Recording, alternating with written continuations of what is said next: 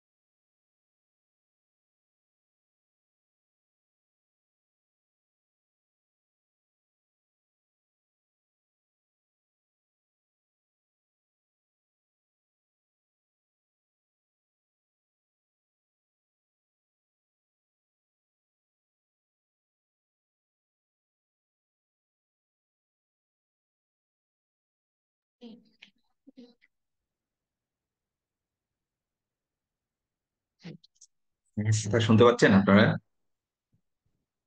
জি sir. আসসালামু আলাইকুম yes sir. Sir. আসসালামু আলাইকুম স্যার। ওয়ালাইকুম আসসালাম। ওয়ালাইকুম আসসালাম। আচ্ছা, আমরা আরেকটু দেখি, ক্লাস শুরু করবো আমরা, হ্যাঁ।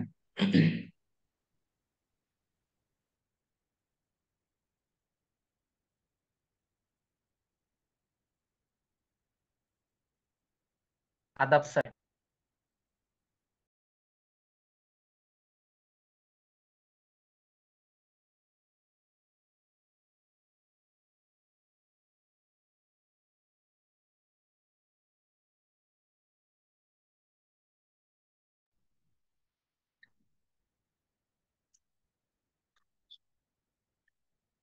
আমরা ক্লাস শুরু করি। আমার কথা শুনতে পাচ্ছেন আপনারা?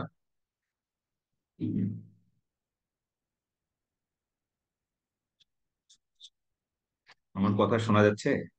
জি স্যার, শোনা যাচ্ছে। আচ্ছা, আমরা ক্লাস শুরু করি। আমরা গত ক্লাসে, আমরা লাস্ট যে ক্লাসটা নিয়েছি সেখানে চ্যাপ্টার 5 নিয়ে আমরা আলোচনা করতেছিলাম। আজকে আমি চেষ্টা করব চ্যাপ্টার 5 এর শেষ অংশটুকুন শেষ করার, অর্থাৎ আজকে চ্যাপ্টার 5টা শেষ করার জন্য আমি চেষ্টা করব।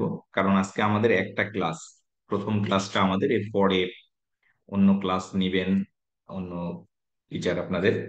যাই হোক, আমরা চ্যাপ্টার 5 গত দিন সম্ভবত ইন্ট্রোডাকশন টু ইন্টারনাল কন্ট্রোলস এর কম্পোনেন্ট অফ ইন্টারনাল কন্ট্রোলস এর 4th কম্পোনেন্ট পর্যন্ত আমরা আলোচনা করেছিলাম, ঠিক কিনা? কেউ যদি আমাকে একটু হেল্প করেন। ইয়েস স্যার, ফোর্থ কম্পোনেন্ট পর্যন্ত পড়ানো হয়েছে। আচ্ছা,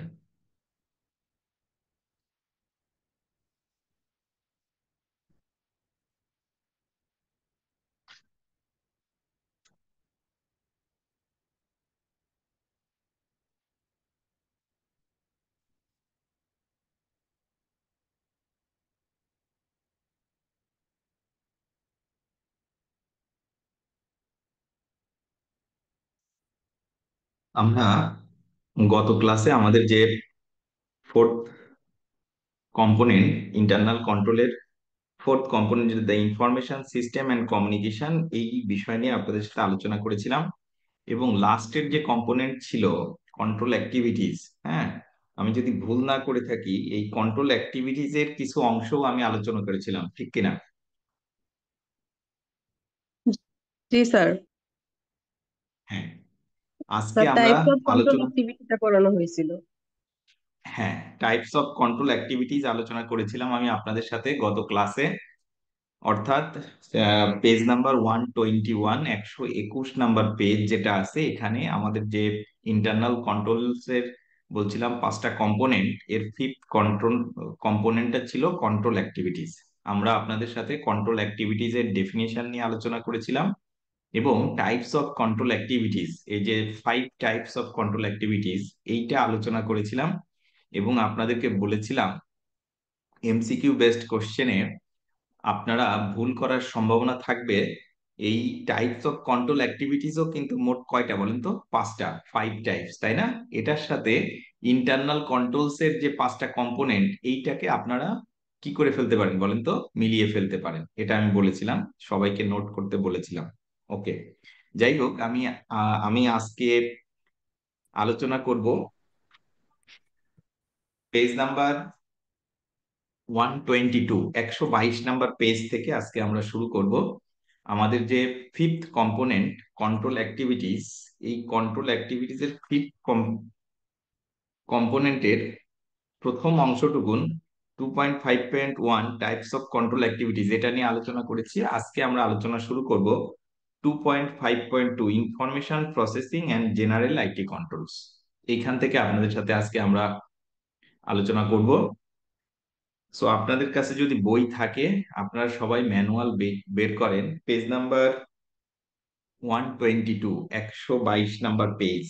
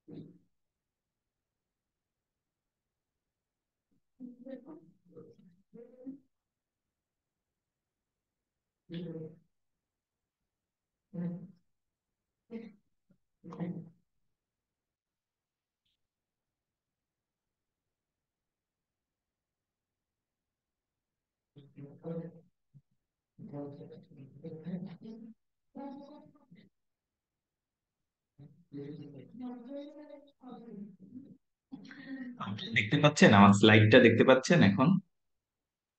জি স্যার, Yes, দেখা sir. যাচ্ছে। জি স্যার, দেখতে পাচ্ছি।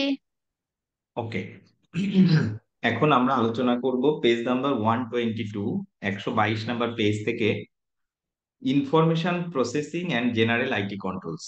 এইখান থেকে আমরা আমাদের আমরা আজকে শুরু করব পেজ নাম্বার 122, 122 নাম্বার পেজ থেকে ইনফরমেশন প্রসেসিং কন্ট্রোলস এবং জেনারেল আইটি কন্ট্রোলস। এখানে দেখেন আপনাদের বইয়ের পেজ নাম্বার 122, 122 পেজে ইনফরমেশন প্রসেসিং কন্ট্রোলস এর ডেফিনেশন দেয়া আছে।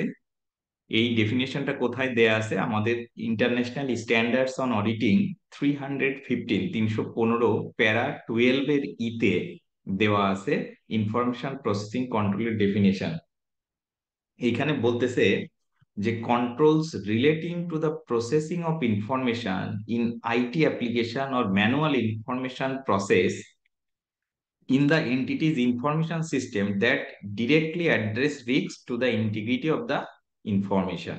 বলছে completeness, accuracy, validity of transaction and other information. তো গত ক্লাসে আমরা কন্ট্রোল অ্যাক্টিভিটিস এইটা পড়ানোর আগে আপনাদের সাথে আলোচনা করেছিলাম আমরা ফোর্থ যে কম্পোনেন্টটা ছিল ইনফরমেশন সিস্টেম অ্যান্ড কমিউনিকেশন।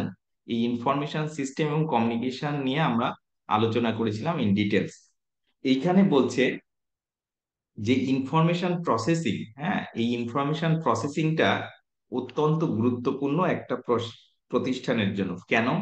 আমরা বলেছিলাম আমাদের যে ডেটা আছে, এই ডেটাটা কি করা হয়? ইনফরমেশন প্রসেসিং এ আমরা ইনপুট দেই, এইটা প্রসেস হয় এবং আউটপুট বেরোয়। এই আউটপুটের উপর ভিত্তি করে আমরা কি তৈরি করি? আমাদের ফাইন্যান্সিয়াল স্টেটমেন্টটা তৈরি করে থাকি।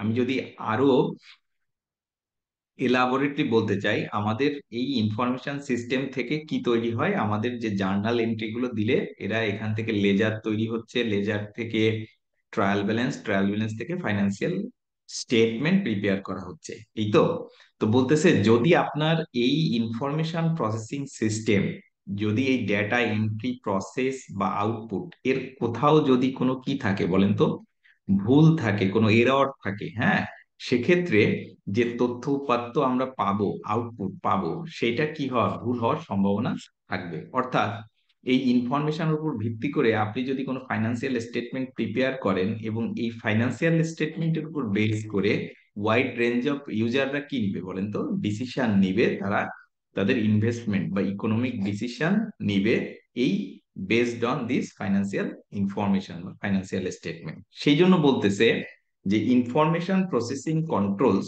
অন্যতম গুরুত্বপূর্ণ এই ইন্টারনাল কন্ট্রোলের সিস্টেমের। বলছে controls relating to the processing of information in IT applications or manual information process.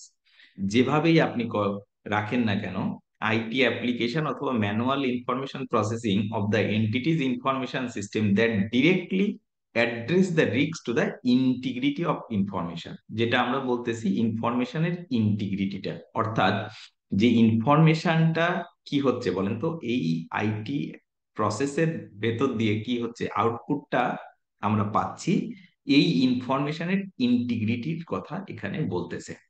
তো এই যে ইনফরমেশন প্রসেসিং সিস্টেম, এটা রিলেটেড টু কার সাথে, ইন্টিগ্রিটি অফ দ্য ইনফরমেশন। তারা এক্সাম্পল স্বরূপ বলেছে কোনো একটা ট্রানজেকশনের কমপ্লিটনেসটা কি করতে হবে, এনশিওর করতে হবে, অ্যাকুইরেসি এনশিওর করতে হবে, ভ্যালিডিটি অফ ট্রানজেকশনসটা কি করতে হবে, এনশিওর করতে হবে, এবং এর সাথে রিলেটেড যে ইনফরমেশন গুলো আছে। তো আপনাদের বইয়ের পেজ নাম্বার 122 এখানে ডেফিনেশনটা দেয়া আছে, আমি আবারও রিপিট করছি। আইসা ইন্টারন্যাশনাল স্ট্যান্ডার্ডস অন অডিটিং আইসা 315 এর প্যারা 12 এর ইতে এই ডেফিনেশনটা দেয়া আছে। সেখানে বলছে যে আইটি ইনফরমেশন প্রসেসিং কন্ট্রোলস মূলত এই যে ইনফরমেশন প্রসেস হচ্ছে, এই ইনফরমেশনের ইন্টিগ্রিটিটাকে কি করবে, অ্যাড্রেস করবে। এইখানে কোনো ধরনের রিস্ক আছে কিনা সেইটা সে কি করবে, অ্যাড্রেস করবে। অর্থাৎ কোনো একটা ট্রানজেকশন ইনপুট দিলে এর কমপ্লিটনেসটা এনশিওর করবে, এর অ্যাকুরেসিটা এনশিওর করবে, ভ্যালিডিটিটা এনশিওর করবে। এইটাকে বলতেছে যে information processing controls relating to the process of the information in IT application or manual information process in the entities information system that are directly addressed to the risks of integrity of the information. তো এই definition আপনারা পাবেন page number 122। আমি বারবার এটা কেন repeat করলাম, আমি বলেছি গতদিন আপনাদেরকে যে এই আমাদের যে ফোর্থ কম্পোনেন্টটা আছে ইনফরমেশন প্রসেসিং সিস্টেম এবং কমিউনিকেশন, এইটার সাথে আমাদের ফিফথ যে কম্পোনেন্ট আছে কন্ট্রোল অ্যাক্টিভিটিস, তার একটা অংশ হলো ইনফরমেশন প্রসেসিং, হ্যাঁ, এন্ড জেনারেল আইটি কন্ট্রোল। এই দুইটার সাথে আপনারা কি করে ফেলতে পারেন, মিলিয়ে ফেলতে পারেন। সো আপনারা এখন একটু নোট নেন যে আমাদের যে ফোর্থ কম্পোনেন্ট সেইটার অবজেক্টিভ ভিন্ন এবং ফিফথ কম্পোনেন্টের আন্ডারে ইনফরমেশন প্রসেসিং কন্ট্রোলস এইটার অবজেক্টিভটা ভিন্ন। সো আপনাদের এইখান থেকে কি আসতে পারে, এমসিকিউ বেসড কোশ্চেন আসতে পারে। এই বিষয় এটা আপনারা একটু নোট ডাউন করে রাখবেন, যদি যখন আপনারা এমসিকিউ যদি এখান থেকে আসে, হ্যাঁ, তাহলে আপনারা সঠিকভাবে আনসারটা দিতে পারেন। দেখেন বইয়ে আরো বলেছে, আপনাদের বইয়ে 122 নাম্বার পেজ বলছে it is noteworthy that information processing controls are not just IT controls। এই যে ইনফরমেশন প্রসেসিং কন্ট্রোলের কথা যেটা বলতেছে, এইটা শুধুমাত্র আইটি কন্ট্রোল না, but rather simplest form of control that ensure that information is processed correctly। যেটা আমি বারবার বলার চেষ্টা করতেছি, ইনফরমেশনটা প্রসেসড হবে correctly and not lost whether it be within a particular computer application। বলতেছে এই যে ইনফরমেশনটা প্রসেস হবে এইটা কারেক্ট হতে হবে এবং নট লস্ট, কোনো ডেটা এখান থেকে লস্ট হবে না কোনো একটা পার্টিকুলার ইনফরমেশন অ্যাপ্লিকেশনের, ইনফরমেশন সিস্টেম অ্যাপ্লিকেশনের ক্ষেত্রে। such as accounting system within part of manual system a control to ensure that ledger cast correctly। বলছে যে আপনি যদি ম্যানুয়ালি রাখেন, হাতে লিখে, কম্পিউটার বেস না, সেইখানে ইনফরমেশনের ইন্টিগ্রিটিটা কি, আপনি যে লেডারটা প্রিপেয়ার করতেছেন এইটা যেন সঠিক হয়।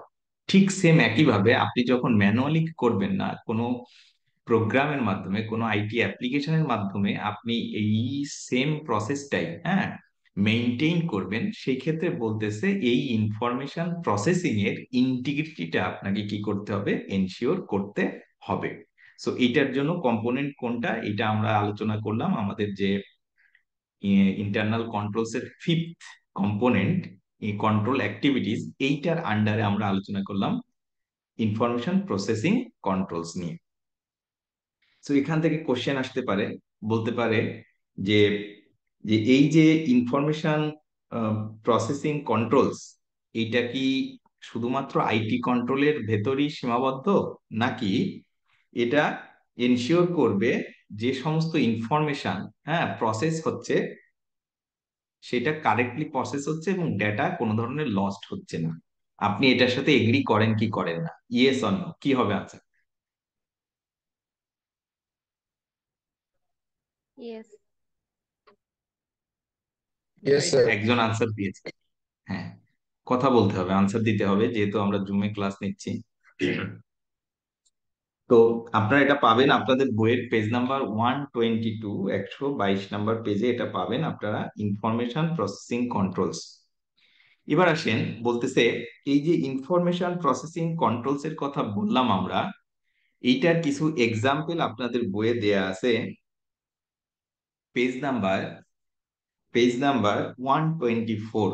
আমরা সিকোয়েন্স মেনটেন করব, আপনাদের বইয়ে আগে পরে দেওয়া আছে।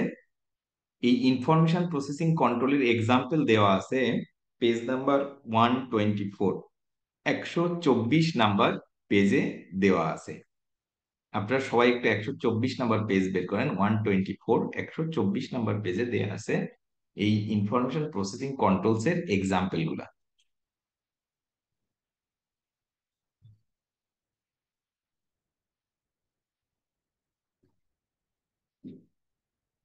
বের করছেন? পেয়েছেন আপনারা? Yes sir. স্যার ওকে, তাহলে দেখেন আমরা ইনফরমেশন প্রসেসিং কন্ট্রোলস নিয়ে আলোচনা করলাম এবং এটার যে এক্সাম্পল গুলো দেয়া আছে সেই এক্সাম্পল গুলো দেয়া আছে পেজ নাম্বার 124। এখানে দেখেন, example of information processing controls in a computer application. এখানে বলছে 1 নাম্বার এক্সাম্পল বলতেছে কন্ট্রোল ওভার ইনপুট, যেটা আমি বলার চেষ্টা করতেছিলাম যে আমরা যে ডেটা গুলো ইনপুট দিচ্ছি এইটার কন্ট্রোলের কথা বলতেছে। প্রথম কন্ট্রোলটা কি বলতেছে? কমপ্লিটনেস। যে ডেটাটা আমরা ইনপুট দিচ্ছি এর কমপ্লিটনেসটা কি করতে হবে? এনশিওর করতে হবে। সেটা কিভাবে করা যেতে পারে? বলতেছে যে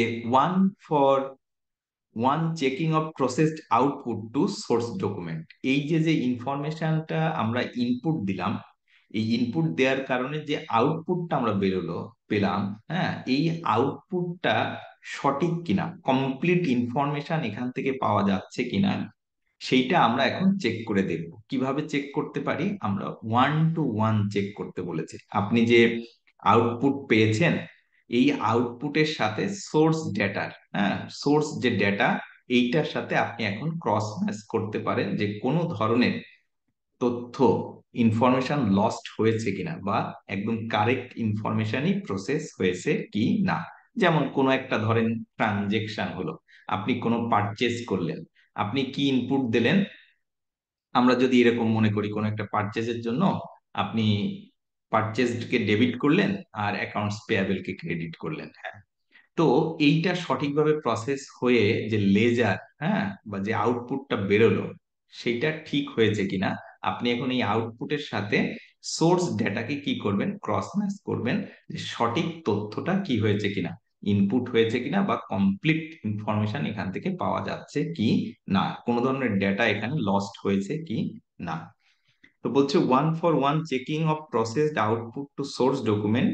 সেকেন্ডটা বলছে দেখেন, program matching of input to an expected input control file. বলছে আপনি কোনো একটা ডেটা ইনপুট দিলেন, ইনপুট দেওয়ার পর আপনি যে এক্সপেক্টেড রেজাল্টটা চাচ্ছেন, আপনি তো জানেন কোনো ডেটা যদি আমি ইনপুট দিই এইখান থেকে আউটপুটটা কি বের হইতে পারে, এক্সপেক্টেড আউট। বলতেছে এই এক্সপেক্টেড আউটপুটের সাথে আপনি কন্ট্রোল ফাইলের এখন একটু কি করতে পারেন? কম্পেয়ার করতে পারেন যে সঠিক তথ্য কি করা হয়েছে কিনা, প্রসেস করা হয়েছে কি না। আচ্ছা, এরপর বলছে procedure over resubmission of rejected data. যদি কোনো ডেটা রিজেক্ট করে সিস্টেম থেকে, সেইটা কিভাবে আপনি প্রসেস করতেছেন। এই এক্সাম্পল গুলো দেয়া আছে আপনাদের বইয়ের পেজ নাম্বার 124, 124 নাম্বার পেজে দেয়া আছে। পেজ নাম্বার 124 বলছে কন্ট্রোলস ওভার ইনপুট কমপ্লিটনেস। এইখানে আমরা মূলত কোনো একটা ট্রানজেকশনস ইনপুট দিলে সেইটা থেকে সেটা প্রসেস হয়ে যে আউটপুটটা বেরোচ্ছে এটা কমপ্লিট কিনা, অর্থাৎ কোনো একটা ট্রানজেকশনের ইন্টিগ্রিটিটা আমরা এখানে কি করব, চেক করব, যে ডেটাটা আমরা প্রসেস করতেছি, যে আউটপুটটা বেরোচ্ছে সেই আউটপুটটা সঠিক কিনা। এরপর বলতেছে যে কন্ট্রোলস ওভার ইনপুট অ্যাকুরেসি। প্রথমটা আমরা বললাম কমপ্লিটনেস, সেকেন্ডটা আমরা বলতেছি এই যে ডেটাটা আমরা ইনপুট দিলাম এটার অ্যাকুরেসিটা কি করতে হবে, এনশিওর করতে হবে। তো কিভাবে এটা এনশিওর করবে অ্যাকুরেসিটা, বলতেছে যে programs to check data field, for example value, reference number, date or input transactions for plausibility. বলছে ডিজিট ভেরিফিকেশন, রেফারেন্স নাম্বার আর এক্সপেক্টেড রিজনেবলনেস টেস্ট, যেমন ভ্যাট টু টোটাল ভ্যালু। বলতেছে যে এখন অ্যাকুরেসি, যে এটা সঠিক ইনফরমেশন কিনা আপনি কিভাবে টেস্ট করতে পারেন। এখানে দেখেন একটা এক্সাম্পল দিয়েছে যে আপনি রিজনেবলনেস টেস্ট করতে পারেন। কিভাবে টেস্ট করতে পারেন, ভ্যাট টু সেলস, অর্থাৎ ভ্যাটের সাথে আপনি সেলসটাকে এখন কি করতে পারেন, ক্রস ম্যাচ করে দেখতে পারেন যে সঠিক ইনফরমেশন আছে কিনা, কারণ সেলস এর উপরই তো ভ্যাট দিতে হয়, ঠিক কিনা। তো যেটা সেলেবল প্রোডাক্ট অর সার্ভিস সেইটার সাথে আমরা এখন ভ্যাটের সাথে কি করতে পারি বলেন তো, কম্পেয়ার করে দেখতে পারি যে সঠিক ইনফরমেশন এখান থেকে পাবলিশড হয়েছে কি না। এক্সিস্টেন্স চেক, বলতেছে যে আপনি এখন যে অ্যাকুরেসি এক্সিস্টেন্স চেক করতে পারেন, যেমন কাস্টমার নেম, কোন একটা কাস্টমার নাম, এটার এক্সিস্টেন্সটা আপনি চেক করতে পারেন। বলছে necessary information, no transaction passed with missing information, যে কোনো ধরনের ইনফরমেশন নাই তার উপর ভিত্তি করে কোনো ট্রানজেকশন প্রসেস করা হয়েছে কি না। এটাকে বলতেছে কন্ট্রোলস ওভার ইনপুট অ্যাকুরেসি। এরপর বলছে কন্ট্রোল ওভার ইনপুট অথরাইজেশন, বলছে manual checks to information input was authorised input by authorised person. বলছে যে যে ডেটাটা প্রসেস করা হচ্ছে এই ডেটাটা প্রপারলি অ্যাপ্রুভ কিনা। আমরা লার্জ কোম্পানি এক্সাম্পলটা পড়ার সময় দেখেছি, কোনো একটা পারচেস করার সময় এই পারচেস সিস্টেমে একাধিক ব্যক্তি কি থাকে, জড়িত থাকে, তাই না। কেউ একজন রিকুইজিশন রেইজ করে, তার ডিপার্টমেন্ট হেড এই রিকুইজিশনটা অ্যাপ্রুভ করতেছে। তাহলে এখন এই যে ডেটাটা আমরা প্রসেস করতেছি ইনফরমেশন সিস্টেমের মাধ্যমে, সেক্ষেত্রে যে আউটপুটটা বেরোচ্ছে এই আউটপুটটাকে আমরা এখন চেক করে দেখতে পারি যে এই ট্রানজেকশনটা যার অ্যাপ্রুভ করার কথা তিনি অ্যাপ্রুভ করেছেন কি না। এটাকে বলতেছে কন্ট্রোল ওভার ইনপুট অথরাইজেশন। এরপর বলতেছে controls over processing, similar controls to input must be completed when input is completed. For example, batch reconciliations, screen warning can prevent people logging out before processing complete. বলতেছে যে এই যে এখন control over input processing এর কথা বলতেছে, আমরা কোনো একটা ডেটা ইনপুট দিলাম, এই ইনপুট দেওয়ার পর এটা তো প্রসেস হইতে হবে এবং তারপর আউটপুট বেরোবে। বলতেছে এই প্রসেসিংটাও সঠিক হচ্ছে কিনা সেটাও কি করতে হবে, এনশিওর করতে হবে। এখানে একটা এক্সাম্পল বলেছে যে কোনো ডেটা প্রসেস না হওয়া পর্যন্ত ওই অ্যাপ্লিকেশনটা কি হবে না, বন্ধ হবে না, হ্যাঁ, বা লগ আউট হবে না। সেইটার একটা এক্সাম্পল দিয়েছে, অর্থাৎ ডেটা যদি প্রসেস শেষ হয় তখনই এটা লগ আউট হবে অ্যাপ্লিকেশন থেকে, এই একটা এক্সাম্পল দিয়েছে। এই জন্য বলতেছে কন্ট্রোল ওভার ইনপুট প্রসেসিং। এবং লাস্টেরটা বলতেছে control over master file and standing data. বলতেছে যে যে মাস্টার ফাইলটা থাকবে, যেখানে মূল তথ্য উপাত্ত থাকবে, যেখান থেকে আপনি কোনো ডেটা প্রসেস হবে, এই মাস্টার ফাইলের এবং স্ট্যান্ডিং ডেটার কন্ট্রোলটা আপনাকে কি করতে হবে, এনশিওর করতে হবে। ধরেন আমরা চ্যাপ্টার 8 যখন পড়বো তখন দেখবো পেরোল নিয়ে আলোচনা। কোনো একজন ব্যক্তির বেসিক স্যালারি 50,000 টাকা, তার মাস্টার ফাইলের ডেটা ইনপুট দেয়া আছে, সে বেসিক স্যালারি পাবেন 50,000 টাকা। তো কোনো কারণে যদি এই যে মাস্টার ফাইলে 50,000 টাকা এর পরিবর্তে যদি 45,000 বা 55,000 লেখা হয়, তাহলে এই মাস্টার ডেটার অ্যাকুরেসিটা কি করতে পারবো না আমরা, বলুন তো? এনশিওর করতে পারবো না, কারণ তার পাওয়ার কথা হলো 50,000। যদি এইটাকে কেউ অ্যামেন্ড করে বা ভুল করে এন্ট্রি দেয় 55,000 টাকা, তাহলে সিস্টেম তো তার পেরলটাও কি করবে, রেডি করবে এই 50,000 55,000 টাকা বেস ধরে। এই জন্য বলতেছে মাস্টার যে ফাইলটা আছে বা যে ডেটা গুলো আছে সেইটার কমপ্লিটনেস বা অ্যাকুরেসিটাও কি করতে হবে, এনশিওর করতে হবে। বলছে এখানে 1-to-1 checking of master file to source documents. বলতেছে ওই যে মাস্টার ডেটাটা, আপনারা জানেন আইটি আপনারা পড়েছেন, মাস্টার ডেটাটা, এই মাস্টার ডেটার কিছু ডেটা নিয়ে এখন সোর্স ডকুমেন্টের সাথে কি করতে হবে, ক্রস ম্যাচ করতে হবে। যেমন একটা এক্সাম্পল আপনাদেরকে আমি বললাম, কারো একজন বেসিক স্যালারি 50,000 টাকা, তাহলে তার বেসিক স্যালারি যে 50,000 টাকা কিনা, তাহলে মাস্টার ফাইলের সাথে সোর্স ডকুমেন্ট, যেমন তাকে যে অ্যাপয়েন্টমেন্ট লেটার দেওয়া হয়েছে, এই অ্যাপয়েন্টমেন্ট লেটারের সাথে ক্রস ম্যাচ করে দেখতে হবে যে তার বেসিক স্যালারি 50,000 টাকা কিনা। এটাকে বলতেছে control over master file and standing data. বলছে cyclical review of all master files and standing data. বলছে যে একটা সাইক্লিক্যাল রিভিউ থাকতে হবে, 3 মাস পর, 6 মাস পর, এই মাস্টার ফাইল বা মাস্টার ফাইলের যে ডেটা গুলো আছে এইটার অ্যাকুরেসিটা টেস্ট করতে হবে, যে কোনো ধরনের পরিবর্তন এখানে আসছে কিনা, কেউ এটাকে আনঅথরাইজ অ্যাক্সেস নিয়েছে কিনা, এটার সাথে আমাদের সোর্স ডেটা ক্রস চেক করতে হবে যে মাস্টার ফাইলের ডেটাগুলো সঠিক আছে কিনা, এইটার কথা বলেছে। Record counts, number of document processed and hash totals, for example, the total of all payroll numbers used when master file are used to ensure no deletions. বলছে কোনো ধরনের ডিলেশন হয়েছে কিনা, কোনো ধরনের ইনপুট এখানে হয়েছে কিনা, সেইটার জন্য আপনার একটা লগ মেইনটেইন করতে হবে, যাতে মাস্টার ডেটায় কোনো ধরনের পরিবর্তন যদি হয়ে থাকে সেটা কি হয়, ডিটেক্ট হয় আর কি।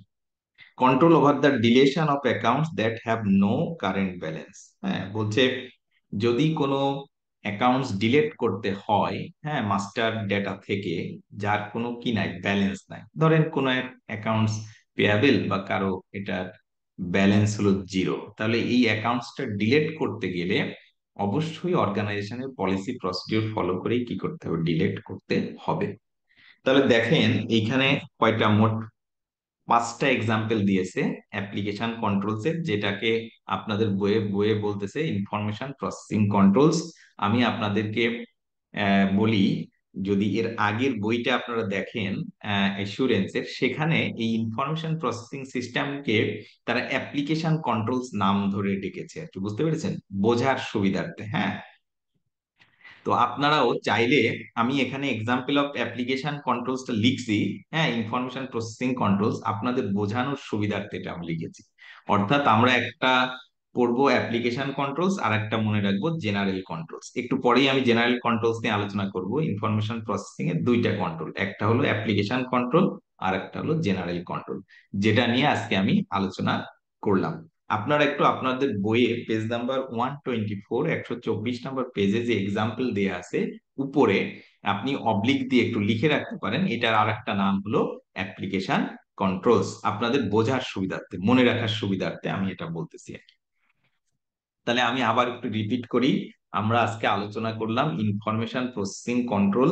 এই ইনফরমেশন প্রসেসিং কন্ট্রোলের যে ডেফিনেশনটা ছিল, সেইখানে বলতেছে যে ইনফরমেশন প্রসেসিং কন্ট্রোলের অন্যতম অবজেক্টিভ হলো রিস্ক গুলো আইডেন্টিফাই করা, কিসের, ইন্টিগ্রিটি অফ দ্য ইনফরমেশন, ইনফরমেশনের ইন্টিগ্রিটিটা এনশিওর করতে, কোনো ধরনের রিস্ক আছে কিনা সেইটা এনশিওর করবে ইনফরমেশন প্রসেসিং কন্ট্রোলস। অর্থাৎ কোনো একটা ট্রানজেকশন ইনপুট দিলে তার কমপ্লিটনেসটা এনশিওর করতে হবে, কোনো একটা ট্রানজেকশন ইনপুট দিলে এর অ্যাকুরেসিটা এনশিওর করতে হবে, কোনো একটা ট্রানজেকশন ইনপুট দিলে এটা সঠিকভাবে প্রসেস হয়েছে কিনা, অথরাইজড হয়েছে কিনা, মাস্টার ফাইল বা স্ট্যান্ডিং ডেটায় কোনো ধরনের পরিবর্তন আসছে কিনা, বা সোর্স ডেটার সাথে মাস্টার ফাইলের ডেটা বা স্ট্যান্ডিং ডেটার মিল আছে কিনা, এই এক্সাম্পল গুলো দিয়েছে অ্যাপ্লিকেশন কন্ট্রোলস এর ক্ষেত্রে, সেটা নিয়েও আপনাদের সাথে আমি আলোচনা করেছি।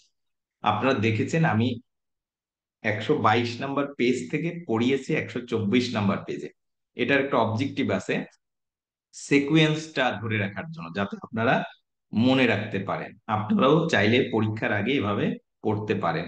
অর্থাৎ 122 নাম্বার পেজে ইনফরমেশন প্রসেসিং কন্ট্রোলস বা অ্যাপ্লিকেশন কন্ট্রোলস এর ডেফিনেশন দেয়া আছে, আর তার এক্সাম্পল গুলো দেয়া আছে পেজ নাম্বার 124, 124 নাম্বার পেজে এক্সাম্পল অফ অ্যাপ্লিকেশন কন্ট্রোলস। আপনারা কি বুঝতে পেরেছেন কি পারেন নাই ভাই, ক্লিয়ারলি আমার কথা? জি স্যার। জি স্যার। ওকে, তাহলে বলেন তো এই প্রশ্ন হচ্ছে ইনফরমেশন প্রসেসিং কন্ট্রোলের ডেফিনেশন দেয়া আছে কত নাম্বার পেজে বলেন? পেজ নাম্বার কত? 122 নাম্বার পেজে। আর এর এক্সাম্পল গুলো দেয়া আছে কত নাম্বার পেজে? আর 124 নাম্বার পেজ। 124 নাম্বার পেজে। এই ইনফরমেশন প্রসেসিং কন্ট্রোলস এইটাকে মনে রাখার জন্য আমি আর একটা টার্মস ইউজ করেছি, সেটার নাম কি বলেন তো ভাই? Sir application control. Application control এটার অপর নাম। Application controls, right. হ্যাঁ, তো এইখানে এক্সাম্পল দিয়েছে অ্যাপ্লিকেশন কন্ট্রোলস এর মোট কয়টা বলেন তো? 5টা, তাই না? একটা হলো control over input completeness, control over input accuracy, control over input authorisation, control over input processing, এবং লাস্টেরটা বলছে master file and standing data.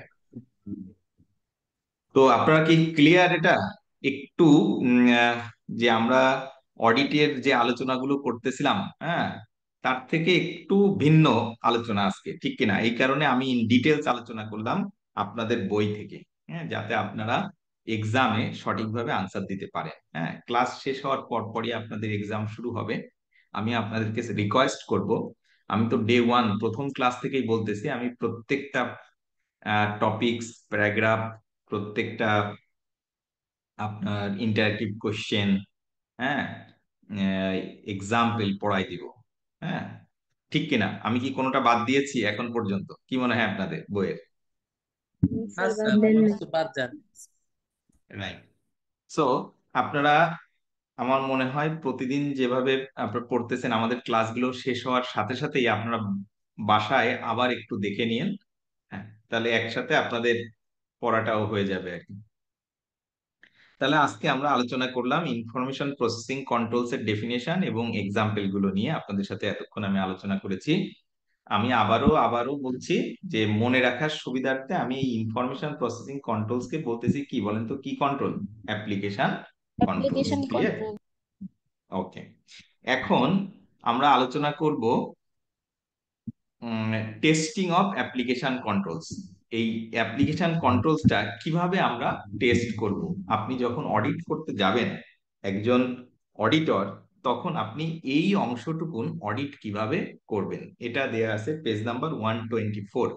এই টেস্টিং অফ অ্যাপ্লিকেশন কন্ট্রোলস পড়ানোর পরেই আমরা জেনারেল কন্ট্রোলে ফিরে যাব, পেজ নাম্বার 122, 122 নাম্বার পেজে।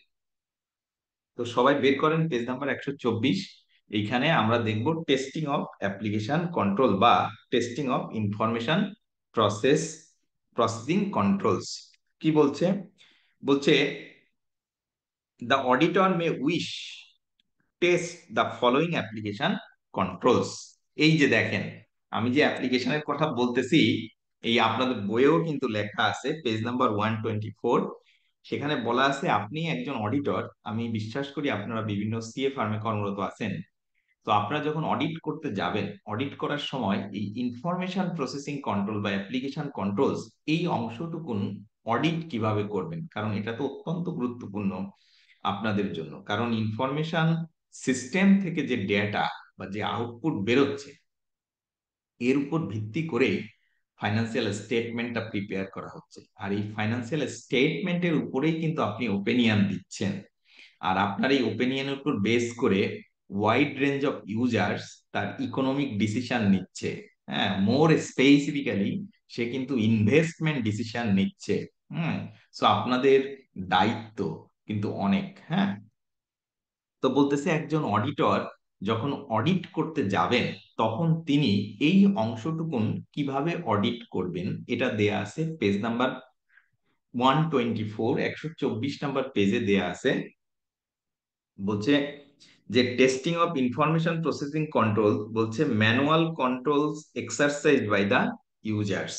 বলছে if manual controls exercised by the user of the application system are capable of providing reasonable assurance that the system output is complete, accurate, authorized, and the auditor may decide to limit test of control to these manual controls.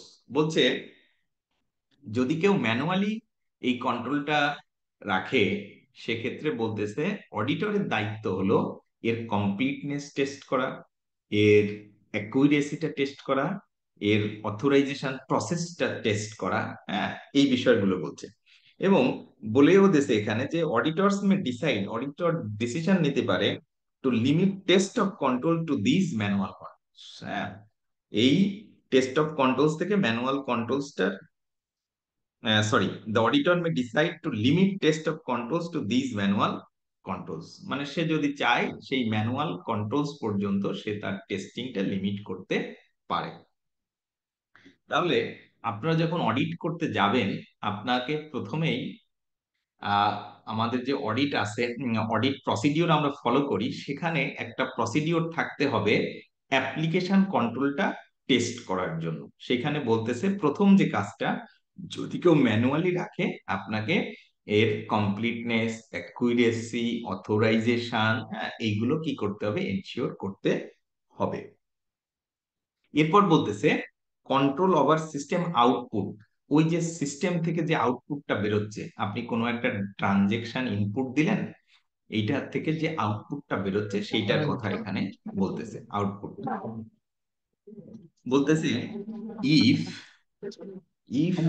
in addition to manual control exercised by the user, the controls to be tested use information produced by the computer or are contained within computer programs, such control may be tested by examining the system output using either manual procedure or computer assisted audit techniques, which will be described in more details in chapter 11.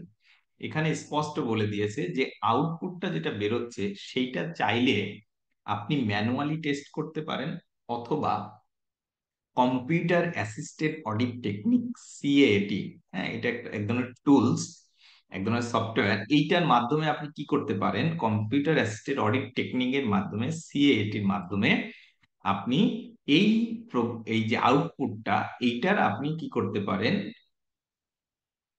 Audit করতে পারেন।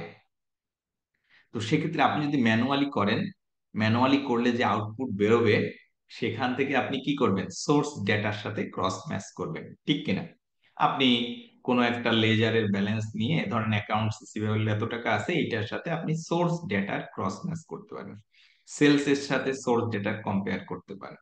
অথবা বলছে যদি fully manual IT automated system হয়, সেখানে computer assisted audit টেকনিকের মাধ্যমে আপনি কি করতে পারবেন, এই অংশটুকু টেস্ট করতে পারেন।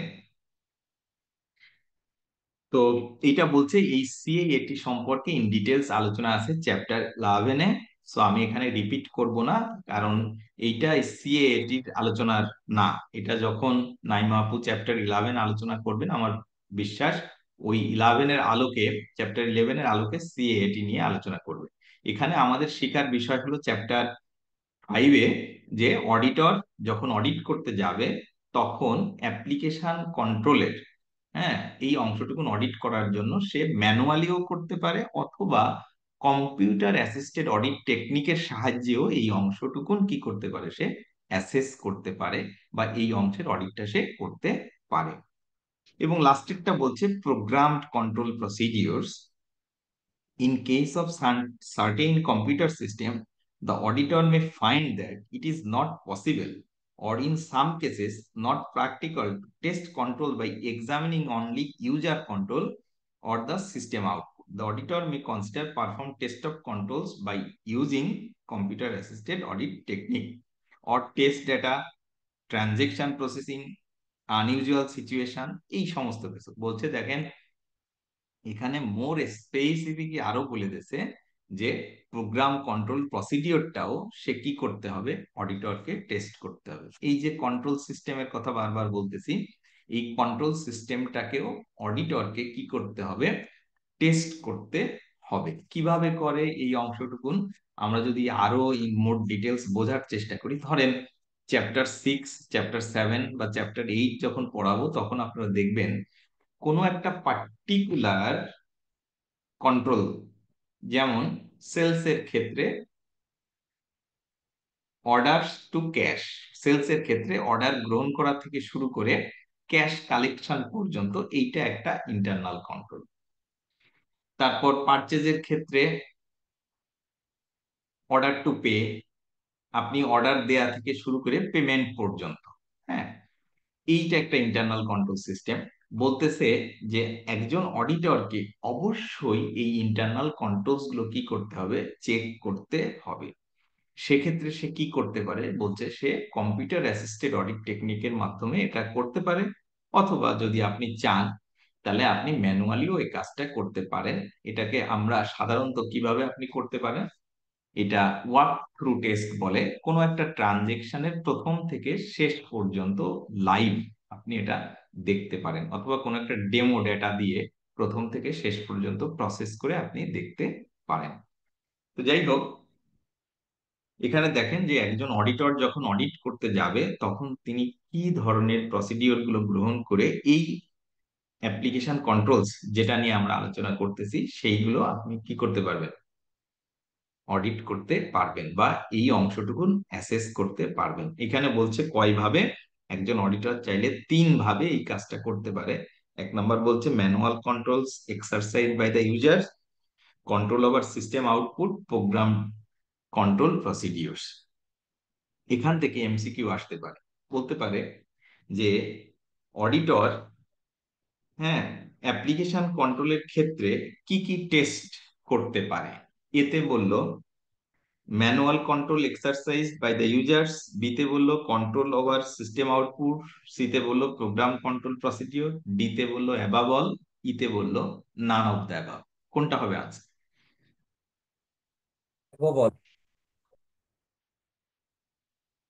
হ্যাঁ, একজন বলেছে, আর কেউ? কি হবে answer? Above all. Above all, above all, right. তো বুঝতে তো হবে, আপনারা আছেন, হ্যাঁ, এখানে অনেক স্টুডেন্ট জয়েন করছে দেখা যাচ্ছে, তো কথা বলতে হবে আর কি। হ্যাঁ, স্যার কোশ্চেনটা আবার একটু বলবেন? হ্যাঁ, স্যার কোশ্চেনটা আবার একটু বলবেন? আচ্ছা, আমি কোশ্চেনটা বলেছি, একজন অডিটর যখন অডিট করতে যাবেন, তখন তিনি এই অ্যাপ্লিকেশন কন্ট্রোলস এইটুকুনের অডিট করার জন্য কি ধরনের টেস্ট তিনি করতে পারেন, বা কি ধরনের প্রসিডিওর তিনি নিতে পারেন। 1 নম্বরে বলছে যে manual controls exercise by the user, তিনি এইটুকুনোর কি করতে পারেন, অ্যাসেসমেন্ট করতে পারেন। 2 নাম্বার হচ্ছে control over system output, 3 number হচ্ছে প্রোগ্রাম কন্ট্রোল প্রসিডিওরস। এই 3টার কথা বলেছি। তারপর বলছি অ্যাবাভ অল, 5 নম্বরে বলেছি নান অফ দ্য অ্যাবাভ। কোনটা হবে আনসার? Farhana? Above all. Above all, right. তো এভাবে আপনাকে কিন্তু পড়তে হবে, বুঝতে হবে, হ্যাঁ, তা নাহলে সঠিক আনসার দেওয়া যাবে না পরীক্ষায়। কারণ আপনারা জানেন আপনাদের এই ইনফরমেশন সিস্টেম, এই আইটি একটা আলাদা সাবজেক্ট আছে, ঠিক কিনা? জি হ্যাঁ, স্যার। ওইটার সাথে অডিট, এটা কিন্তু আরেকটা সাবজেক্ট, অ্যাসুরেন্স আরেকটা সাবজেক্ট, তাই না? অ্যাসুরেন্সে হলো আপনি কিভাবে অডিট প্রসিডিওর অ্যাপ্লাই করবেন, অডিট করবেন, তাই না? অ্যাসুরেন্স, এই সার্ভিসটা কিভাবে আপনি প্রোভাইড করবেন। তো যাই হোক,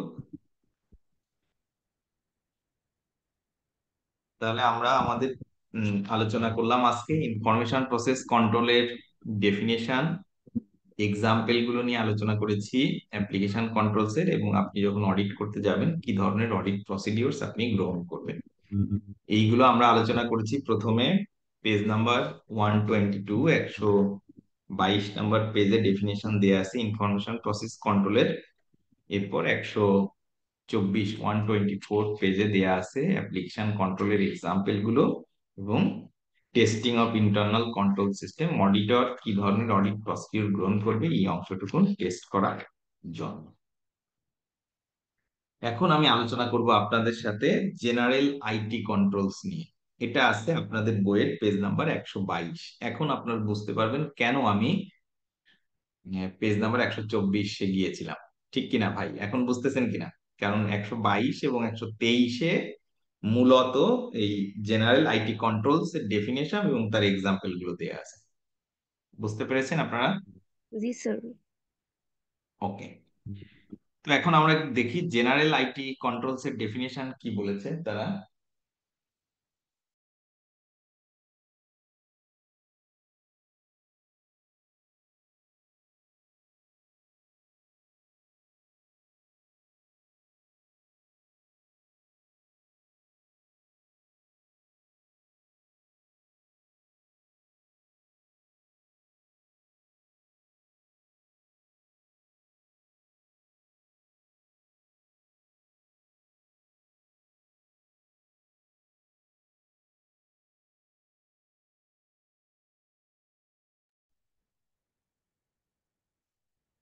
এখানে দেখেন জেনারেল আইটি কন্ট্রোল সিস্টেমের ডেফিনিশন দেয়া আছে page number 122।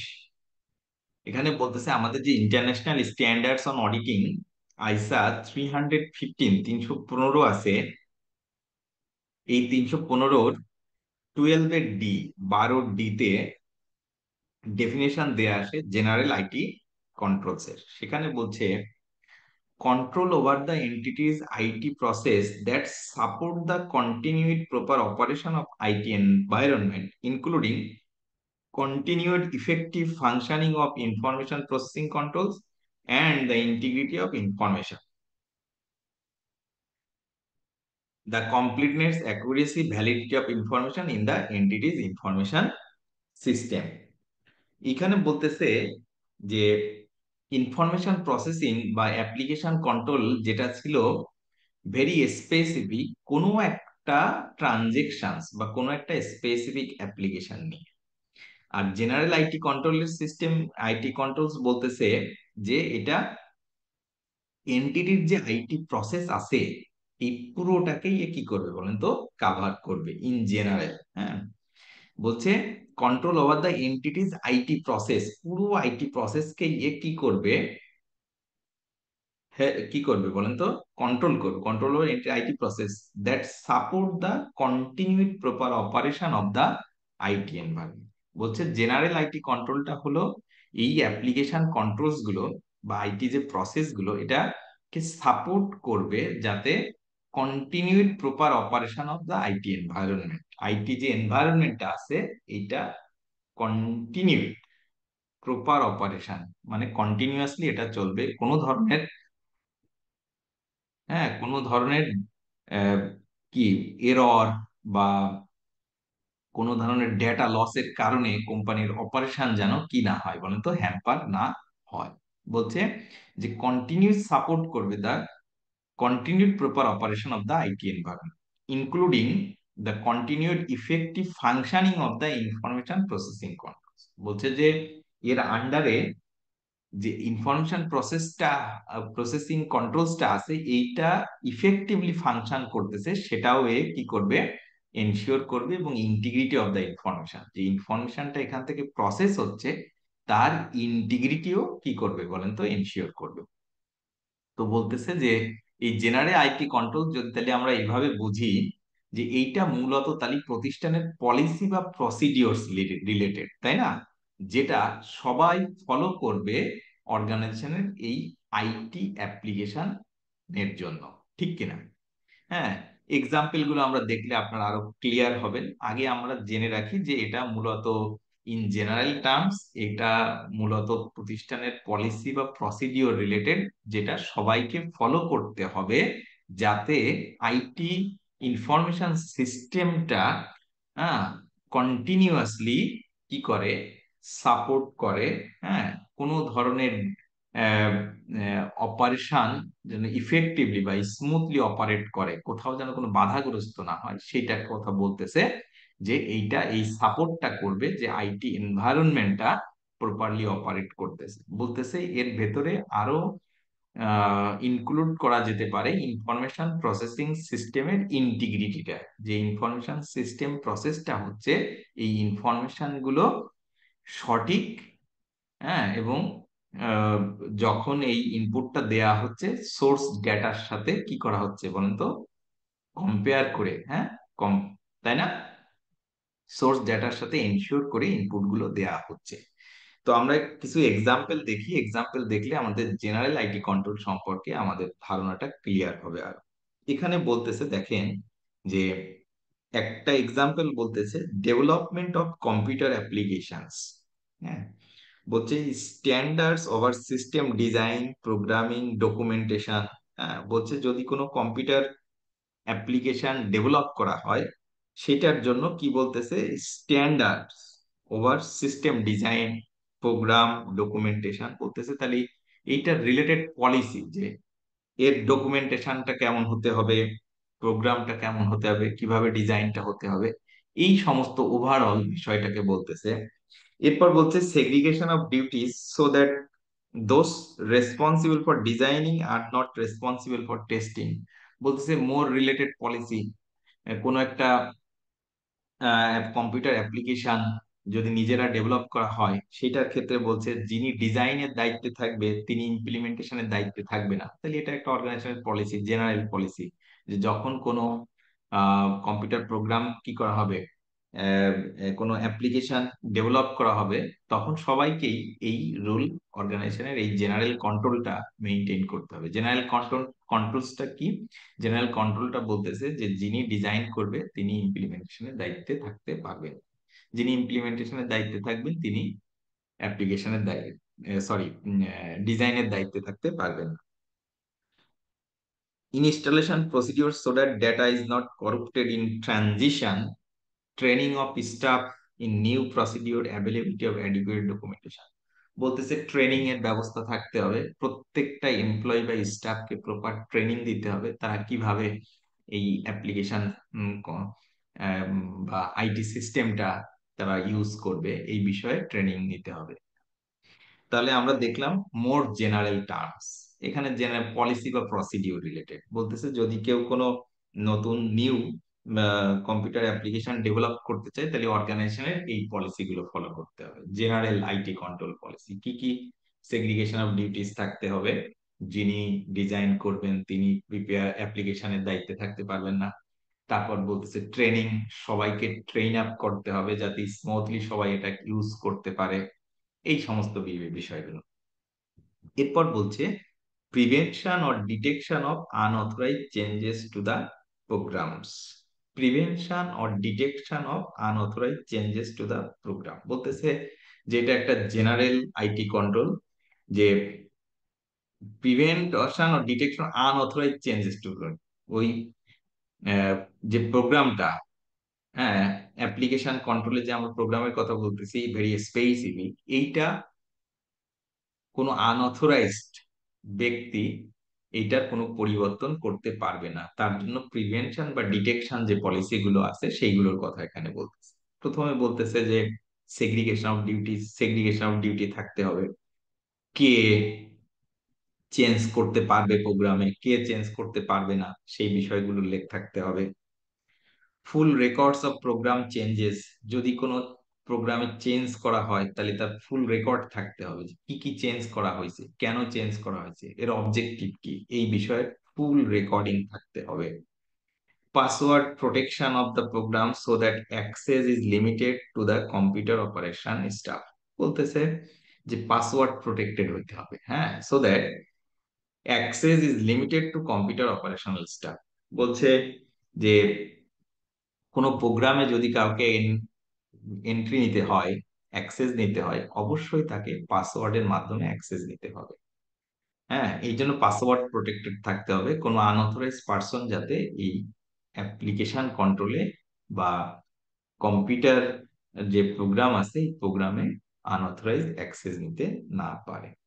Restricted access to central computer by lock door or keypads, বলতেছে যে সেন্ট্রাল যে কম্পিউটার থাকবে বা ডেটাবেস থাকবে এইখানে আনঅথরাইজ কেউ যেন এন্ট্রি নিতে না পারে, তার জন্য ফিজিক্যাল ব্যারিয়ার থাকতে হবে। যেমন ডোর লক অবস্থায় থাকতে হবে। যার যার অথরাইজ, যে যে ব্যক্তি এখানে এন্ট্রি নিতে পারবেন সেই সেই অ্যাক্সেস পাবে, অন্যথায় অন্য কেউ পাবে না। এরপর হচ্ছে maintenance of program log. Program লগটা মেইনটেইন করতে হবে। ভাইরাস চেক করতে হবে যে কোনো ধরনের ভাইরাস থ্রেট এখানে আছে কিনা, ভাইরাস চেক করতে হবে, তার জন্য সফটওয়্যার থাকতে হবে।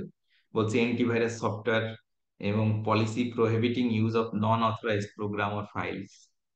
আর এই আপনার যে সিস্টেম, এই সিস্টেমে কোনো আনঅথরাইজড, হ্যাঁ, বলছে নন অথরাইজড প্রোগ্রাম অথবা ফাইল ইউজ করতে পারবে না।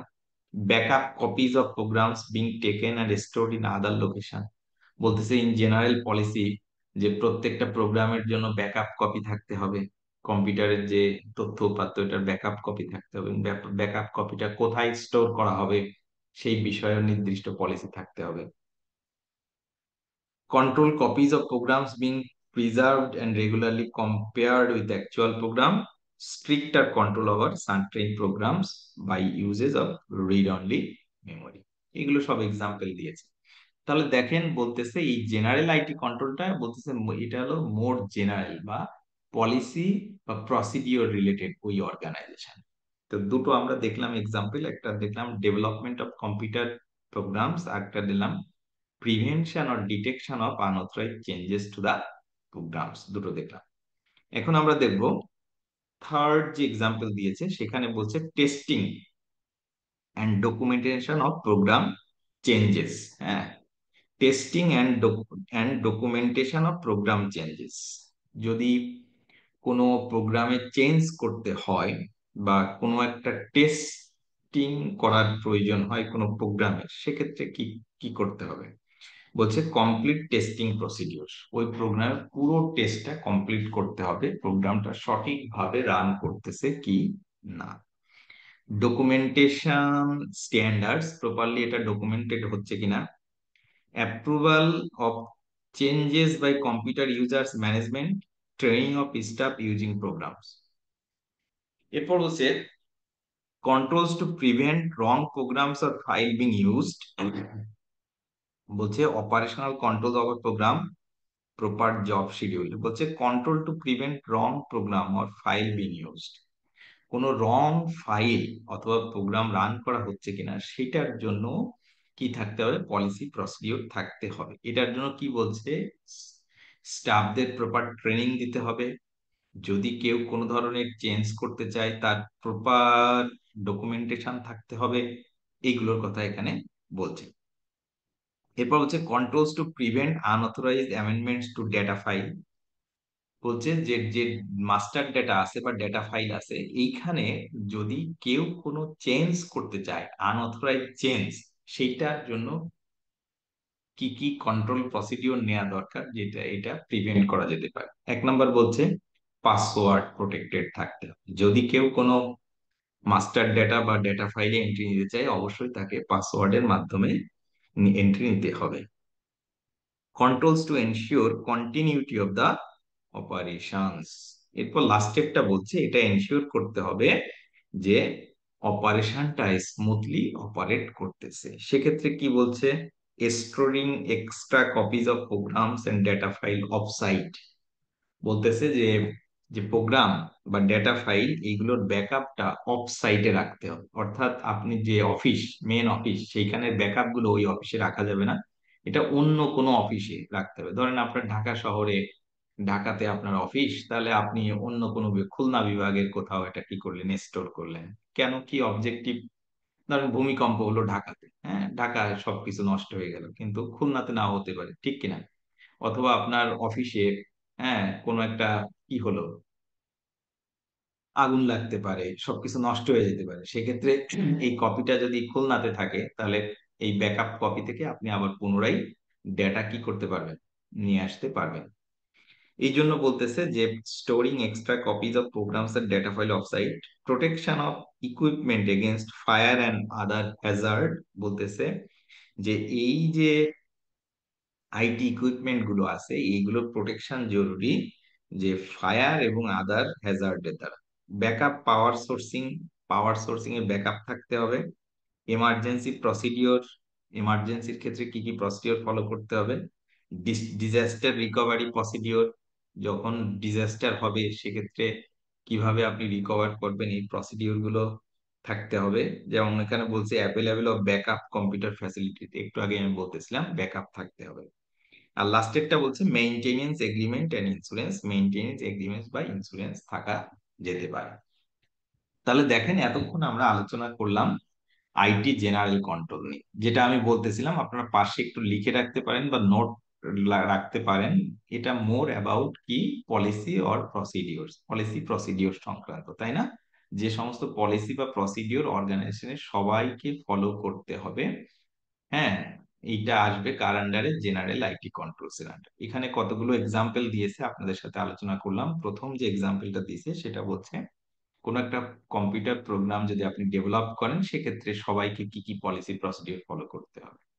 তারপর বলছে unauthorised changes to the program data যাতে কেউ আনঅথরাইজডলি চেঞ্জ করতে না পারে সেটার জন্য আপনি কি ধরনের প্রিভেনশন বা ডিটেকশন পলিসি প্রসিডিওর আপনি গ্রহণ করবেন।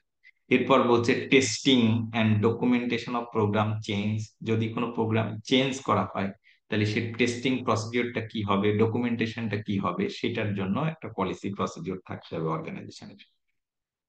এরপর বলছে controls to prevent wrong programs or file being used, যদি কোনো রং প্রোগ্রাম অথবা ফাইল ইউজ করতে হয় সেগুলো কিভাবে আপনি ডিটেক্ট করতে পারবেন তার একটা পলিসি প্রসিডিওর থাকতে হবে। এরপর বলছে আনঅথরাইজড অ্যামেন্ডমেন্ট টু ডেটা ফাইলে যাতে কেউ আনঅথরাইজ অ্যাক্সেস না পায় সেটার জন্য কি কি পলিসি আপনি গ্রহণ করবেন। এবং লাস্টেরটা বলেছে controls to ensure continuity of the অপারেশনটা স্মুথলি অপারেট করার জন্য কি কি ধরনের পলিসি আপনার থাকা দরকার। এখানে খুব সুন্দরভাবে বোঝাইছে ব্যাকআপ কপিগুলো আপনি অফসাইটে রাখবেন, একই জায়গায় সব রাখবেন না। ডিজাস্টার রিকভারি প্ল্যান কি হবে, আপনার রিস্ক গুলো কিভাবে আপনি মিনিমাইজ করবেন, হ্যাঁ, কোনো ইন্স্যুরেন্স বা মেইনটেনেন্স এগ্রিমেন্ট আপনি করতে পারেন। এই বিভিন্ন বিষয়গুলো নিয়ে এখানে আলোচনা করেছে।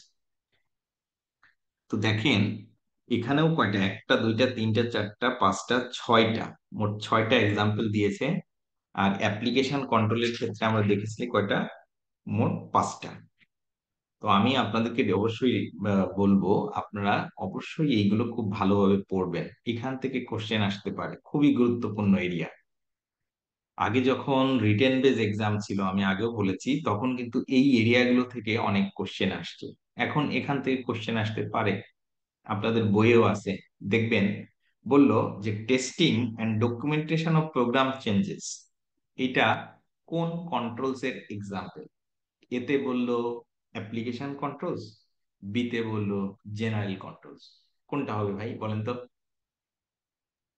Sir general general control, control. General control. General control, তাহলে এটা আপনাকে পড়তে হবে, হ্যাঁ, বুঝতে হবে, তাই না? তো বলতে পারে যে সেগ্রিগেশন অফ ডিউটিস, এইটা এটা কি কন্ট্রোল অ্যাক্টিভিটিজ এর একটা অ্যাক্টিভিটি কিনা? ইয়েস আর নো, কি মনে হয়? স্যার কোশ্চেনটা কি স্যার আরেকবার বলবেন? কোশ্চেনটা বুঝছি। কন্ট্রোল অ্যাক্টিভিটিস বললো সেগ্রিগেশন অফ ডিউটিস, এইটা কি কন্ট্রোল অ্যাক্টিভিটিজ এর একটা টাইপ কিনা? Yes yes, sir. একটা ইয়েস স্যার। তাহলে এইগুলো যদি আপনি মেমোরাইজ না করেন তাহলে এক্সামে কি সঠিক আনসার দিতে পারবেন? বা এইটাই দেখবেন যখন আপনি অডিট করতে যাবেন বা অ্যাসুরেন্স সার্ভিস দিতে যাবেন, এইগুলোই কি করতেছে সবাই বলেন তো, ফলো করতেছে। তো আমি রিকোয়েস্ট করব আগে ভালোভাবে পড়েন, পড়ে বোঝেন, এবং কিছু কিছু বিষয় আপনাকে একটু কি করতে হবে বলেন তো, মেমোরাইজও করতে হবে যাতে সঠিক আনসার আপনি কি করতে পারেন বলেন তো, দিতে পারেন। ঠিক না? Yes sir. আচ্ছা, এখন দেখেন আপনাদের বইয়ের পেজ নাম্বার 123, 123 নাম্বার পেজে, 123 নাম্বার পেজের লাস্টে বলছে the auditors will wish to test some or all of the above general IT controls, having considered how they affect the computer application significant to the auditor. বলতেছে যে auditor will wish to test some or all of the above general IT. আমরা উপরের যে general IT controls গুলো নিয়ে আলোচনা করেছি, বলতেছে যে অডিটর চাইলে প্রত্যেকটা কন্ট্রোলই কি করতে পারে বলেন তো, টেস্ট করতে পারে, অথবা সাম অফ দ্য আইটেমস, কিছু আইটেম তারা টেস্ট করতে পারে। How they affect the computer application significant to the auditor. General IT controls that relate to some or all application are usually interdependent controls. Their operation is often essential to the effectiveness of information processing controls. As information processing controls may be useless when general IT controls are ineffective. এখানে স্পষ্ট বলে দিয়েছে যদি general IT কন্ট্রোলসটা ইনইফেক্টিভ হয় তাহলে application কন্ট্রোলটা automatically কি হবে বলেন তো, ইনইফেক্টিভ হবে। কেমন? যদি আনঅথরাইজ কেউ অ্যাক্সেস পায় তাহলে প্রোগ্রাম ডেটাটা চেঞ্জ করতে পারে কি পারে না? কি মনে হয় আপনাদের? স্যার পারে। Yes, তাহলে sir. ওই অ্যাপ্লিকেশন কন্ট্রোল কি আর ইফেক্টিভ থাকবে না ইনএফেক্টিভ হয়ে যাবে? Ineffective. এফেক্টিভ হয়ে যাবে। এই জন্য বলতেছে যে যদি এই জেনারেল আইটি কন্ট্রোলসটা ইফেক্টিভ ভাবে কি না হয় বলেন তো, অ্যাপ্লাই না হয়, তাহলে অ্যাপ্লিকেশন কন্ট্রোলটাও কি হয়ে যাবে, ইনইফেক্টিভ হয়ে যাবে।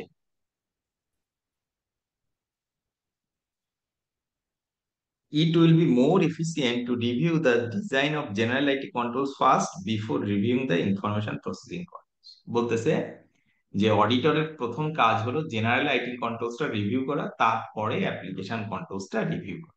এই জন্য আপনাদের বইয়ের প্রথমে জেনারেল আইটি কন্ট্রোলের এক্সাম্পল গুলো দিয়েছে, পরে অ্যাপ্লিকেশন কন্ট্রোলস এর এক্সাম্পল গুলো দিয়েছে। হ্যাঁ, আমি আপনাদের বোঝানোর সুবিধার্থে যেহেতু প্রথমেই অ্যাপ্লিকেশন কন্ট্রোলস এর ডেফিনেশন আছে, সেই জন্য ওর সাথে এক্সাম্পল গুলো পড়িয়ে দিয়েছি এবং অডিটর কি ধরনের অডিট প্রসিডিওর গ্রহণ করবে সেই বিষয়গুলো নিয়ে আপনাদের সাথে আলোচনা করেছি।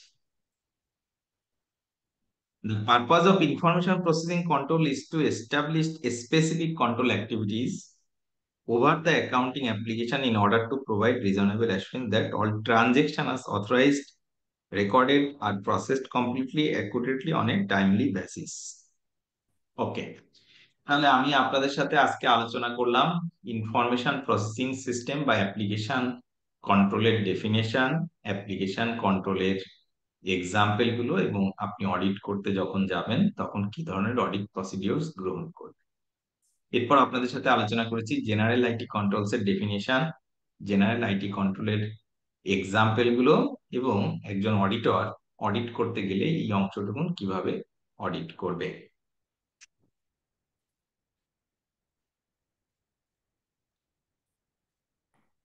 ওকে, এবার আসেন 2.5.3 পেজ নাম্বার 125, বলতেছে সাইবার সিকিউরিটি রিস্ক। হ্যাঁ, বলছে যে বর্তমান সময়ে it has become increasingly clear in recent years that cyber security is the major issue for most organizations. বলতেছে মোস্ট অর্গানাইজেশন, অধিকাংশ অর্গানাইজেশনের জন্যই সাইবার সিকিউরিটিটা হলো অত্যন্ত কি বলেন তো, রিস্ক এখন। হ্যাঁ, তাই না? Major risk, with several cases being reported of high profile companies falling victim to this risk. বলতেছে যে রিসেন্ট যদি আপনি ঘটনাগুলো পর্যালোচনা করেন বা দেখেন, তাহলে হাইলি রেপুটেড অর্গানাইজেশন গুলো বা যারা হাই প্রোফাইল কোম্পানি, তারাও কিন্তু এই সাইবার সিকিউরিটি রিস্কের ফেস করেছে, ঠিক কিনা?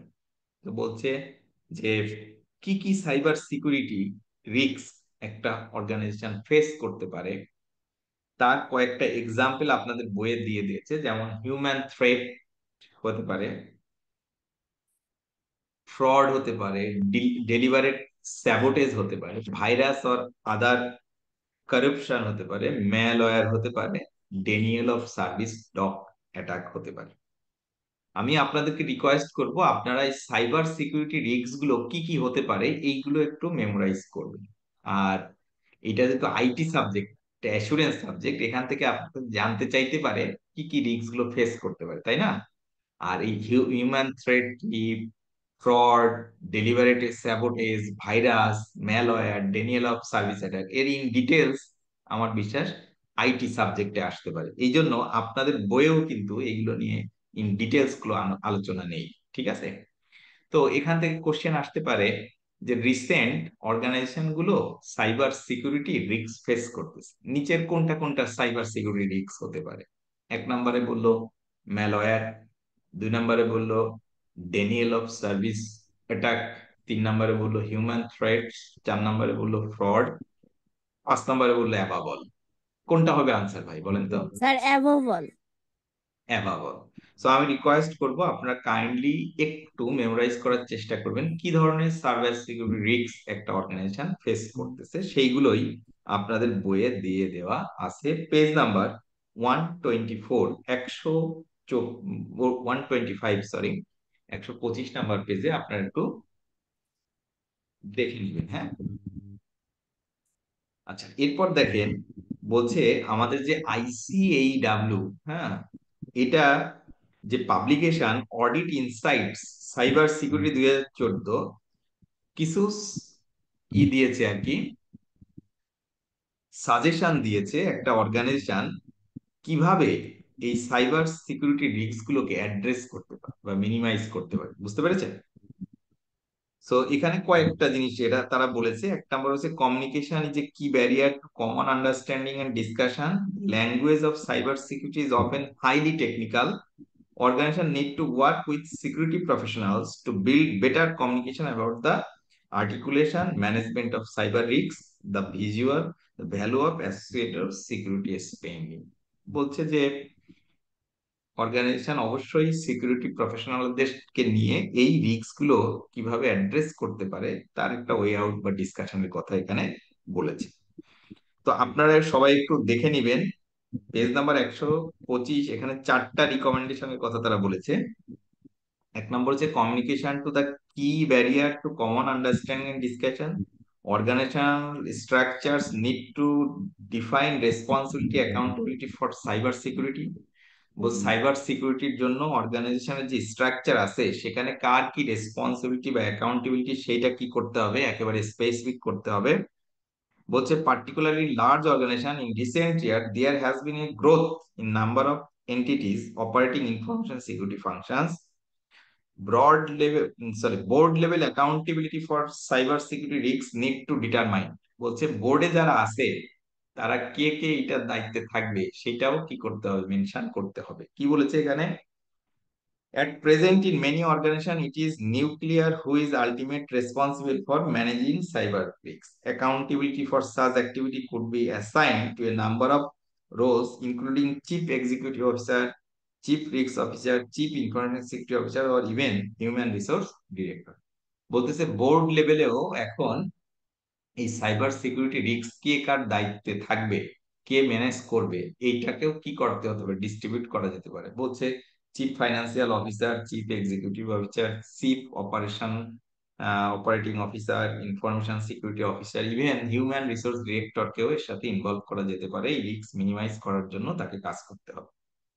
নন এক্সিকিউটিভ ডিরেক্টরস এবং audit committee also need to play part in tackling cyber security. বলছে নন এক্সিকিউটিভ ডিরেক্টর যারা আছে বা অডিট কমিটি যারা আছে তারাও এই সাইবার সিকিউরিটি রিস্ক ট্যাকলিং এর জন্য তারাও দায়িত্ব পালন করতে পারে।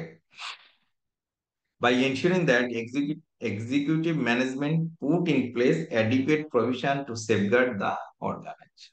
এই নন এক্সিকিউটিভ বা অডিট কমিটির মেম্বাররা এনশিওর করবে যারা এক্সিকিউটিভ আছে, ডিরেক্টর আছে, তারা প্রপার পলিসি প্রসিডিওর ফলো করছে এই অংশটুকু মিনিমাইজ করার জন্য।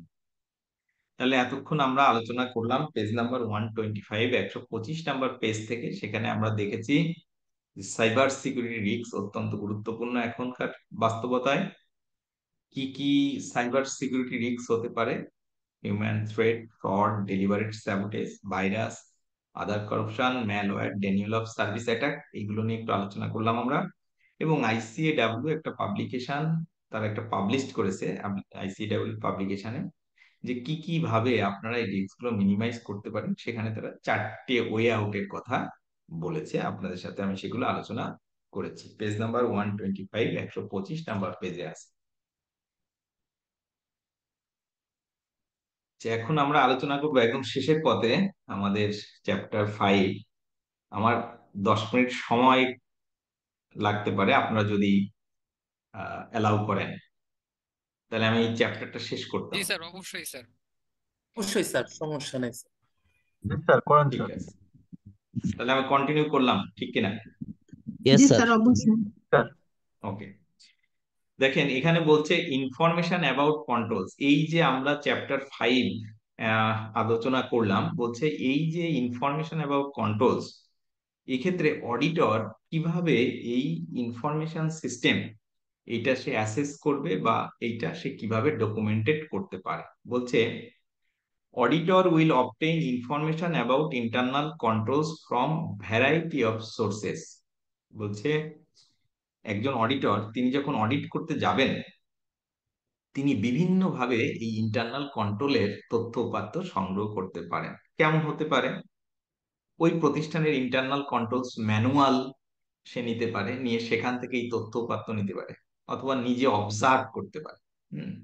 ফিজিক্যালি ট্রানজেকশন গুলো কিভাবে ইনপুট হচ্ছে, প্রসেস হচ্ছে, আউটপুট হচ্ছে, বা কোনো একটা প্রসেস পুরোটা, যেমন সেলস এর ক্ষেত্রে প্রসেসটা, পারচেজের ক্ষেত্রে প্রসেসটা, এগুলো সে কিকে নিজেই টেস্ট করতে পারে।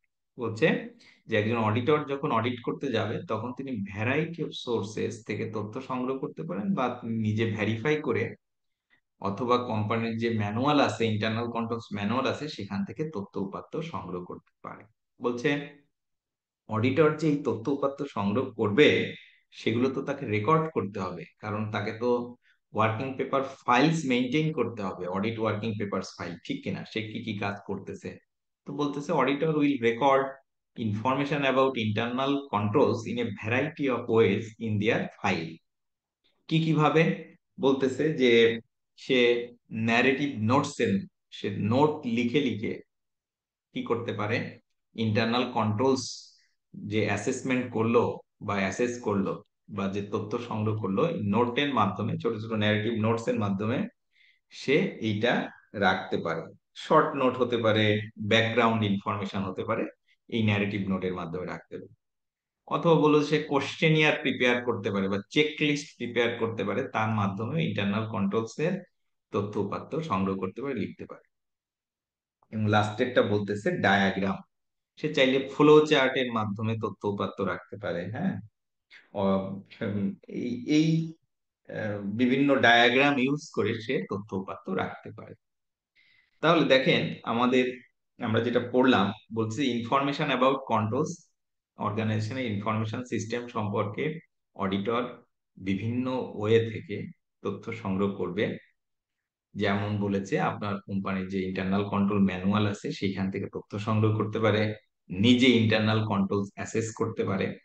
বলছে এই কাজগুলো করার পর সে কিভাবে রেকর্ড করবে। বললো যে থ্রি ওয়েজ, তিনটা ভাবে সে তার এই ডকুমেন্টেশনটা করতে পারে। আপনাদের বইয়ে পেজ নাম্বার 126-এ বলেছে সে ন্যারেটিভ নোটস, ছোট ছোট শর্ট নোট নিতে পারে, ব্যাকগ্রাউন্ড ইনফরমেশনের মাধ্যমে লিখে রাখতে পারে। সে চাইলে কোশ্চেনিয়ার প্রিপেয়ার করতে পারে, বা ডায়াগ্রামের মাধ্যমে সে মেনটেন করতে পারে।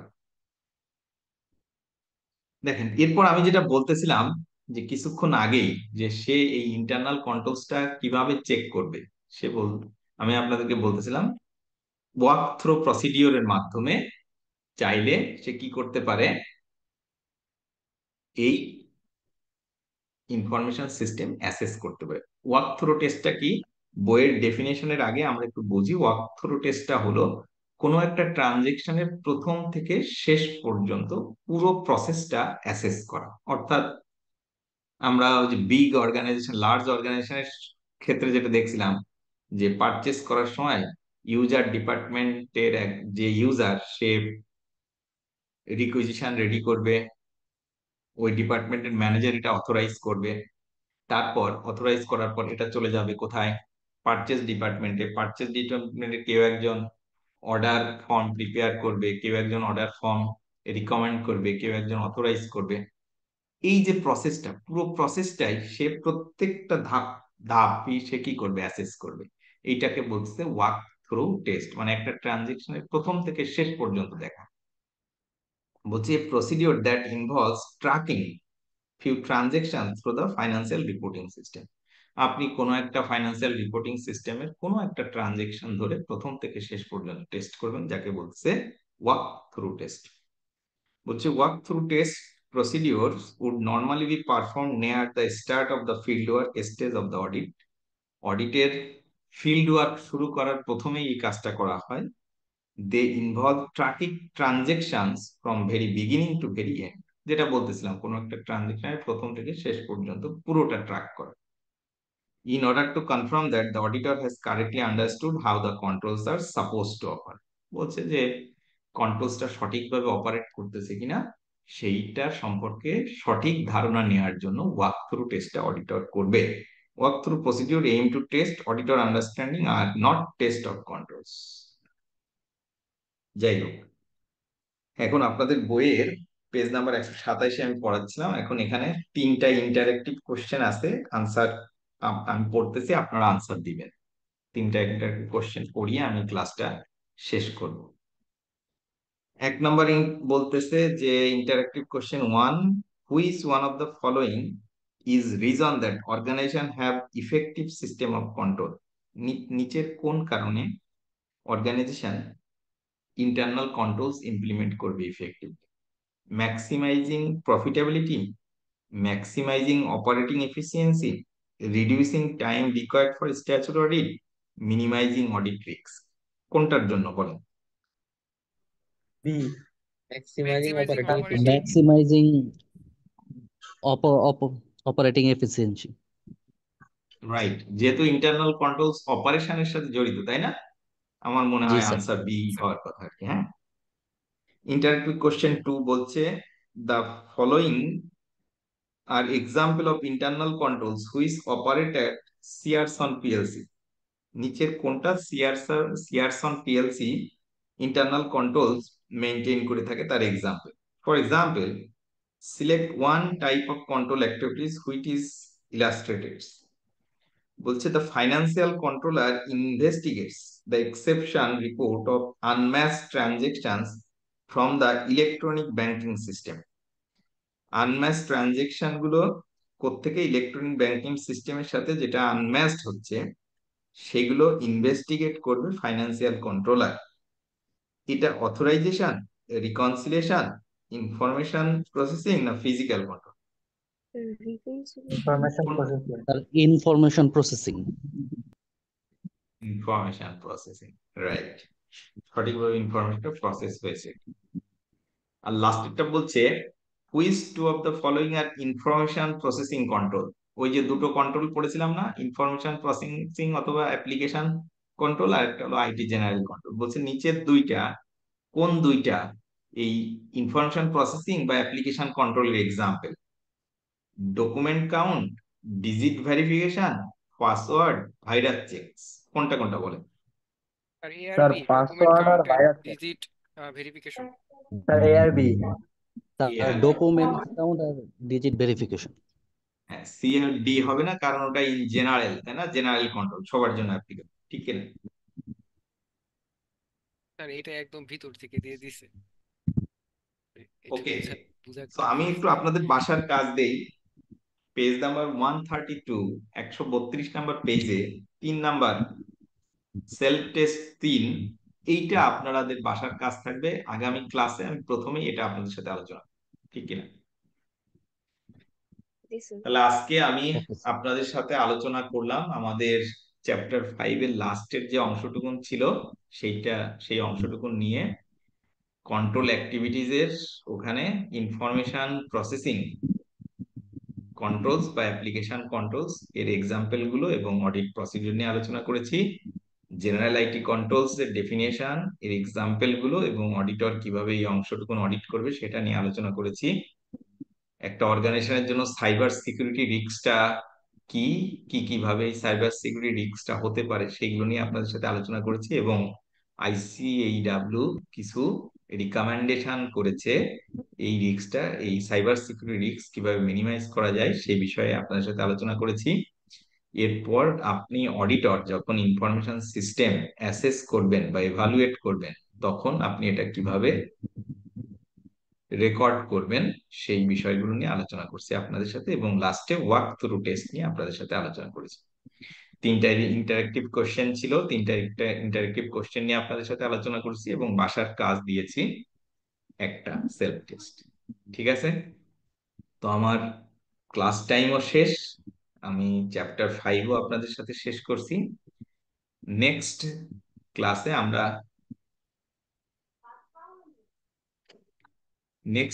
আমি আপনাদের সাথে চ্যাপ্টার 6 নিয়ে আলোচনা করব।